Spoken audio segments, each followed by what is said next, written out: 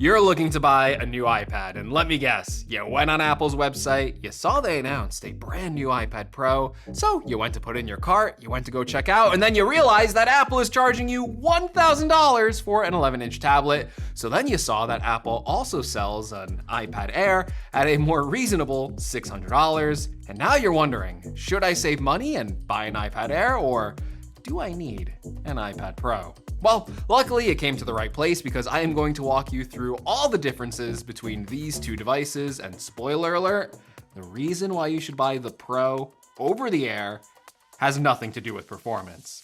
Now, yes, the iPad Pro is not out yet, but basically, the only thing that Apple really changed between this M4 iPad Pro and the new iPad Pro is the M5 chip, and I'm pretty sure I can convey the experience of what it's actually like using both of these iPads, and we already had the M5 chip performance leak, so I can talk about that too. In fact, let's start with that M5 chip. It is basically the only real upgrade here, and yes, if you are comparing the M5 to the M3, on paper, it looks like a drastic change with around a 30% performance increase in both single-core and multi-core CPU performance, and a whopping 47% increase in GPU performance.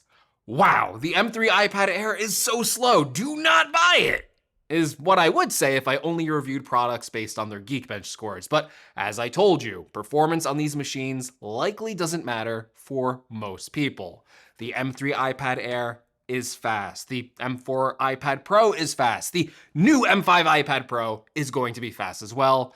But these speed gains aren't as impressive for most people when the M1 is still more than they need in 2025, and I don't think most users are going to be able to tell the difference between these devices. With that being said, are there some important specs even normal users should look out for on the new M5 chip? Yeah, there are. I think this primarily comes with the memory increase, especially on the base level models, which now come with 12 gigabytes of memory, while the Air still only comes with 8 gigabytes. This means that apps will be able to stay open longer in the background without needing to be refreshed as often. This was one of the same upgrades Apple just made to the iPhone 17 Pro, and I must say, it is a nice quality of life improvement on my iPhone, so I imagine it will be the same on the iPad. Still, even so, most users aren't really going to notice the difference because both iPads run the same exact software, with both getting iOS 26, or should I say iPadOS 26, which now gives the iPad a more powerful and more capable window management feature. So now you have full window management features on the iPad that work very similarly to macOS, and you can have as many windows as you want open on both devices, and you even get macOS style controls for closing, minimize, and expanding these windows. Basically, software-wise, both iPads are capable of running the same apps, the same software, and the experience of using these devices will feel pretty much identical. So if you are part of the vast majority of users who are purchasing an iPad that are using it for web browsing, email, watching videos, playing mobile games, video calls, you probably won't see a huge difference between the M3 and the M5. Now, while I said performance doesn't matter, are there customers who use iPads for more demanding tasks that can take advantage of the additional horsepower in the M5 chip? Yes, of course there is. Video editors, photo editors, artists using multiple layers, or if you're running local AI models, or maybe if you play like really demanding games on your iPad, you will benefit from the CPU and GPU gains on the M5, but really only if you're currently towards the higher end of those workflows. All right, now that we got performance out of the way, let's talk about the things that are actually going to matter user experience-wise between these iPads. The biggest one is the display. There's no way around it in 2025. The iPad Air display is kinda old. It still uses a regular LCD panel that maxes out at 500 nits of brightness on the 11-inch model and 600 nits on the 13-inch. And that's around half the brightness of the iPad Pro, which can get up to 1000 nits. Furthermore, the iPad Pro uses an OLED display with much higher contrast ratios for better colors, more vibrancy, and better black levels for a display that just looks outstanding. In fact, the display in the iPad Pro is probably the best overall display on any Apple product right now. On top of that, the Air's display feels extra old now, considering all the modern iPhone 17 models have been upgraded to 120Hz ProMotion panels, whereas the iPad Air still uses a 60Hz panel. This makes everything look so much smoother on your iPad Pro. So scrolling, animations, and even games that utilize 120Hz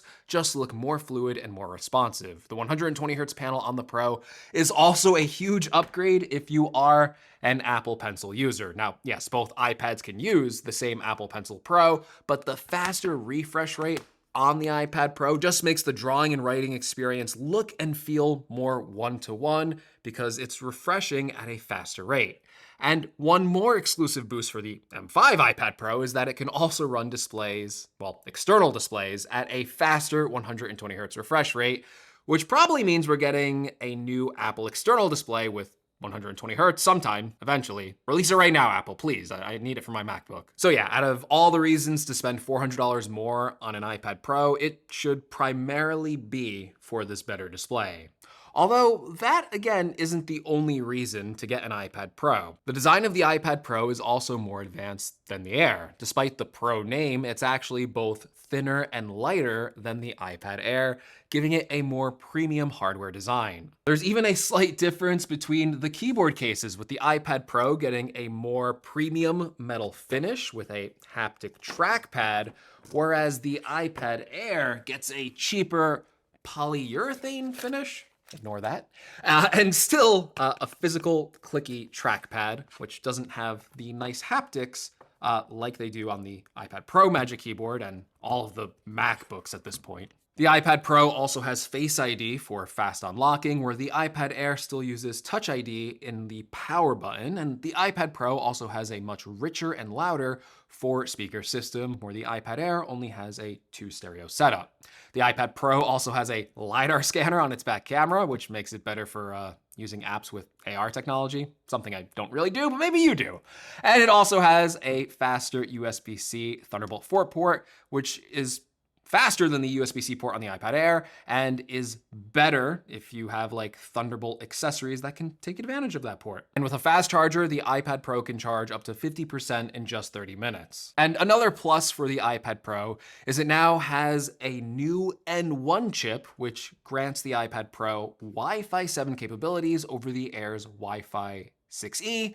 So if you have a Wi-Fi 7 router, you can get faster wireless speeds on the Pro. And if you're planning to buy a cellular version of the iPad, well, the iPad Pro also has a new C1X modem, which should give you similar networking speeds, but save you on battery life, because Apple claims the C1X modem is 30% more efficient than the previous cellular modem. Then there's the configurations. We need to remember that the iPad Air does start at 128 gigabytes, which is how it gets its price so low. But if you do want to step up to the 256 gigabyte option, that is an additional $100 upgrade, which is standard on the iPad Pro. So if we're really putting the equivalent storage on both devices, the price difference is actually $300. And to configure your iPad with the most storage, the 2TB option is exclusive to the Pro.